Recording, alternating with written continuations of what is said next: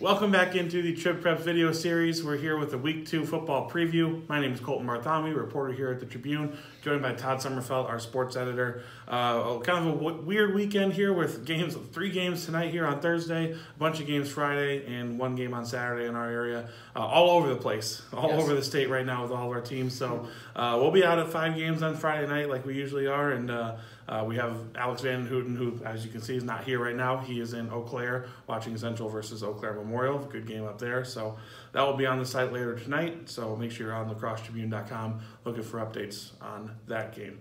But we are here. We're going to be talking about kind of a loaded weekend here. Like I mentioned, a lot of our teams are all over the state. So we're going to be at some different types of games this week, but it should be a lot of fun to get to see some teams that we don't get to normally see on a Friday night. The good thing, I just looked, and through week 2, we will have seen 19 of our teams in person. Yeah. So that's kind of unheard of around here. And so that's one thing that we're able to do now that we haven't been able to do before. We're out to a lot more games. So lacrossetribune.com is always a place to go to find out all this stuff, because we have a lot more up there than has been in the past. Absolutely. And got a note last week on our video that it doesn't make exactly an entertaining video for me to read off what games there are. So I'm going to insert a title card here that you can read the games and see where we will be at.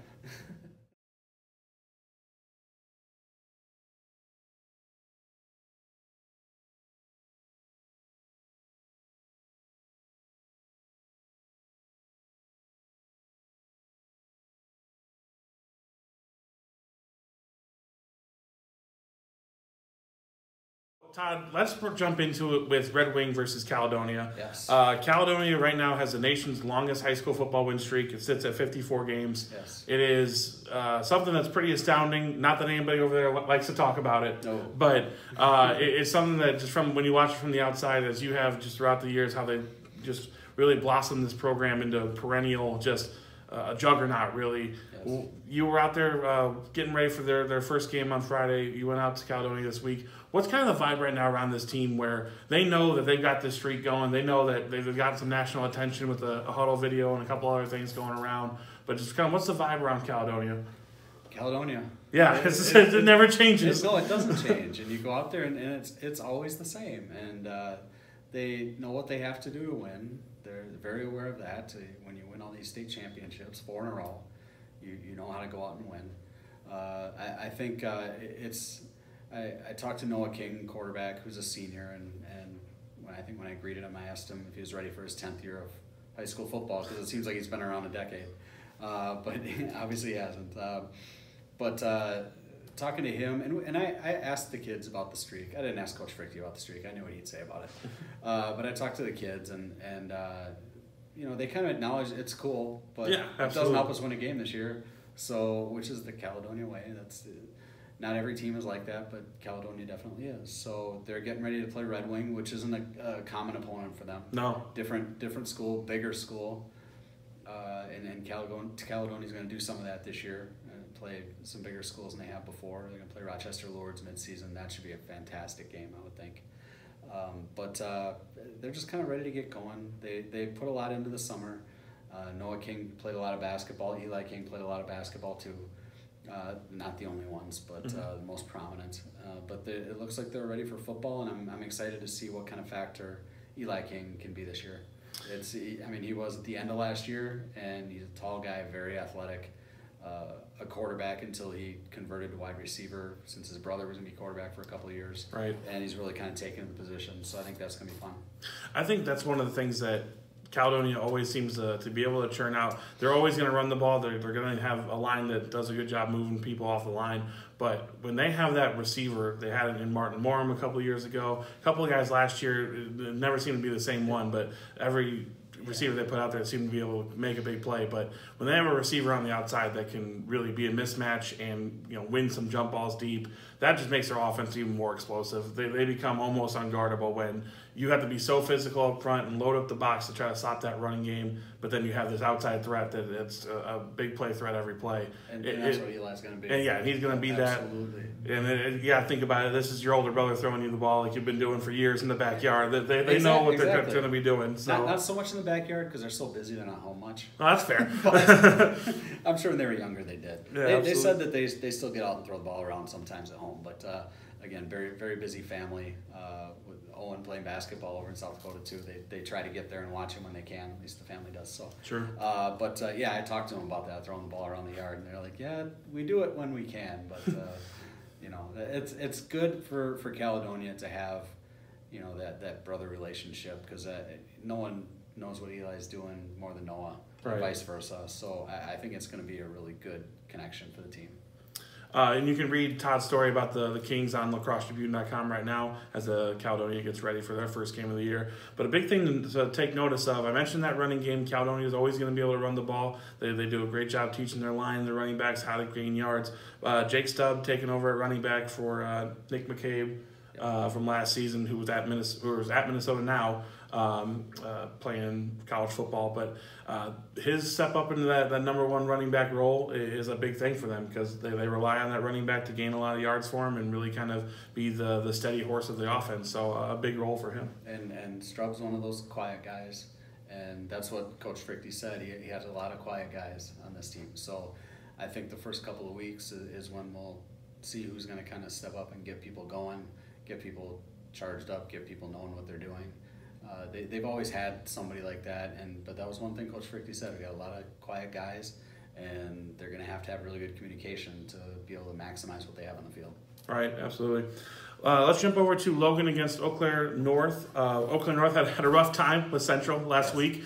Central kind of ran up and down the field on them, and Logan's coming off a tough loss. You know, they get to kind of right the ship here because they were up 21-7 on Eau Claire Memorial.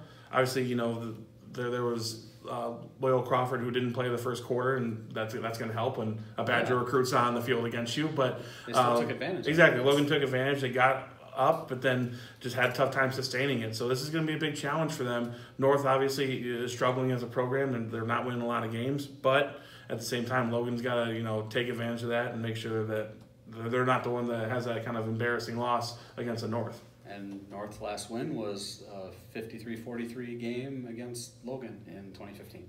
Yikes! Okay. But you know, like you said, Logan did some good things early against Memorial. He ended up on the wrong end of a one-sided game.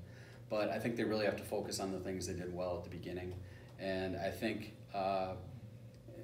it's a real chance for them to go out and get some momentum going, because they kind of need that right now. I don't know how they're feeling about the way the Memorial game went, because I think they went into that nobody's given them a shot in anything anyways. Sure, yeah. And they got they go out lead, in the first quarter and you take advantage and jump up 14-0 then 21-7. I mean, they got to feel pretty good about that. Just how do they sustain it, I guess, would be the question. Exactly, and you know, what all do you need from Max Harsey? I mean, he was kind of the team last week, so we'll see what he can do in this game and see who else can maybe step forward for the Rangers. Max Harsey, you mentioned 128 yards last week, 2 touchdowns. On the outside, Jack McHugh sacks, 69 yards and a touchdown. That'll be big for him. He's a taller, longer guy. He's going to be somebody that, as he gets more reps, I think, at the varsity level, it's just his mismatch and his physicality is going to be something they take advantage of as they go forward. Yeah, they're going to have to. Absolutely. You can't just go into it with one guy. So Sure. All right, so let's jump over to Onalaska at River Falls. This is a big matchup because Onalaska's got a lot of aspirations this season. They want to be an MVC contender. River Falls won the Big Rivers Conference last year. Always a perennially tough matchup just with the size of schools they have. And coming to the MVC next year. Yeah, coming to the MVC next year, so kind of a preview of that. It's going to be fun to watch that matchup in the future years. But River Falls beat New Richmond last week 35-28, and Onalaska beat Hudson 21-14. A big physical game that really just kind of was a war of attrition in the sense that it took just one mistake on either side to kind of swing it, and Onalaska took advantage of it. But I think for Onalaska, the big key is going to be getting the running game going a little bit earlier. Last week, just because of the physicality in the game, and they have a young offensive line that's still kind of figuring out on the varsity level, but if they can get some of the bigger runs that they got in the second half, in the first half, maybe lighten the load on the passing game a little bit early on, give them a little bit more balance. That's going to help them keep the defense off the field longer, which is going to be the strength of the team, but we've talked about before with Onalaska. But just kind of giving them that balance, and then that's going to open up the passing game a little bit more. So finding some of those bigger runs for Nathan Lubinski and some of those other guys in the backfield earlier in the game, I think is a big thing for Onalaska this week. I really like Onalaska's non-conference schedule this year. I mean, we saw last week what they could do against Hudson. This week, you had another challenge with River Falls. They're going to go to Lake Mills, which is another really good program. Has had some really good seasons recently. So they're really challenging themselves, and they're really going to be ready for the MVC, regardless how these games go. But I think in week one, what I liked was the fact that they did have some balance in there. It wasn't, they didn't rely on Lubinski to do a whole lot. Hank Olson, a very consistent target in passing there, and I think he had 7 catches, something like that. And we know how good Landon Peterson is from last year, and he kind of has to elevate and take over as that number 1 receiver. But getting Hank Olson, and we know how good Larson is. So I think we saw him at least complete some passes. They made big plays too. Yep, a couple of big ones. They showed that ability, and we kind of thought that was coming too.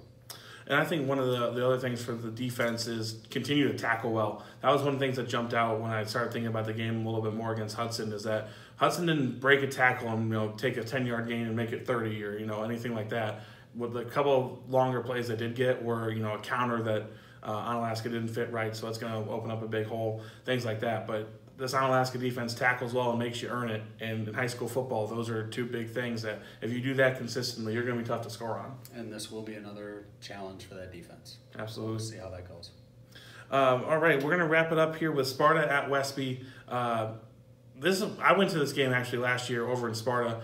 Probably one of the best games I watched all year. And then we see these teams make deep playoff runs, kind of have up and down seasons. Well, I guess Westby's was mostly ups. Yes. But Sparta had ups and downs, but then it makes a deep playoff run. The Westby, has a great season, wins the Cooley, makes a deep playoff run. And I think this is going to be another really good game just because both of these teams seem to have figured out what works for them and how to get to it. Yeah, and Westby came out throwing the ball. They still have Austin Mallory in the backfield, who can be a good back. Not as big as some of the backs that they've had in recent years that have been all power. But he's a good back. But we have Dylan Ellefson come out and throwing for nearly 200 yards, and we knew Devontae Spears was going to be someone they were going to have to focus the offense around and try and get the ball in his hands, and they were able to do that. They didn't win the game last week against Darlington, but Darlington's a pretty good program. So I'm interested to see how they can do against a team like Sparta. I'm interested to see how Sparta can follow up scoring 70 last week. Right, yeah. I mean, School record 70 that was points. A surprise to me. It wasn't a surprise they won the game. Black River Falls isn't that good, just to be blunt about it. But, they went out in 10 touchdowns. You can't deny it. Doesn't matter if the other team's not great. That's a big performance, 10 touchdowns. Right. So I'm curious to see how they continue from what they did last week. I'm excited. I'm going to be at that game, the Sparta Westby game. Todd will be at Caledonia, and then I'll have in that post earlier where everybody's going to be at.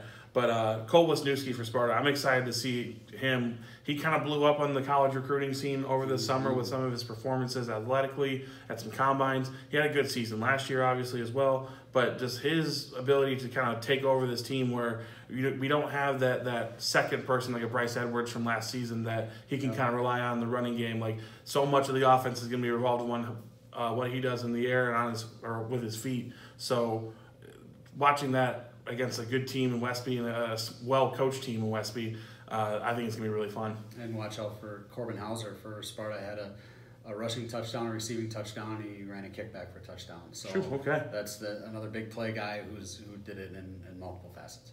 Absolutely. So, like I said, we will be at 5 more games this week, and on lacrossetribune.com you can see game stories, video interviews with players and coaches, some highlights, video highlights as well, and then Friday night we'll be back in here doing a recap video. All of that on lacrossetribune.com with some more print stuff coming on the Sunday Tribune. So, lots of stuff coming your way this weekend.